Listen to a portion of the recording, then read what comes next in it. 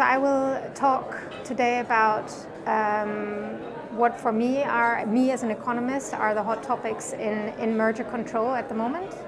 And for me there are three really. So one is potentially a tougher stance on non-horizontal mergers, non-horizontal theories of harm, or at least a bigger focus on those.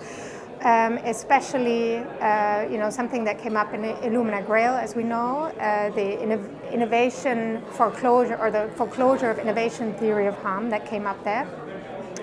So I think that is one that I will talk about, and the question as to whether this kind of theory of harm is something we're going to see more of, and it might potentially be an easier way of going after vertical transactions such as this one, but it also links on to a concept that is now included in the new merger assessment guidelines in the UK, which is the concern that a merger might eliminate dynamic competition, which is like a more future speculative variant maybe of the potential competition concern, which is then more horizontal. But I think both are about concern that something is going to happen further ahead in the future, and I think there is a question around what framework we have, what standard of proof actually ultimately do we have, or are we going to apply for that. So I think that is one. It also came up in the Mette Alfter transaction that I'm going to raise. So, and the second topic for me is what I refer to as the ecosystems theory of harm. So what we see in the digital sector when you have a dominant firm is that you now more often you have concerns that are not purely horizontal or purely non-horizontal foreclosure, but you have something else, which is the concern around that the dominant firm will branch out, so it's going to enter into a new product market, thereby making it more difficult, so raising barriers to entry and expansion in the core market, so entrenching its position. And I'm going to talk a bit about that. It seems superficially appealing as a concept that, it's true, they're getting bigger and bigger, those digital firms, big ecosystem, they're active everywhere, and isn't that potentially a bad thing?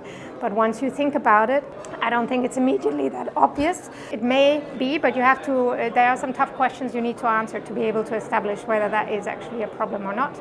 Something that came up in Google Fitbit, for example, and also in Meta Customer, so I'll talk a bit about that.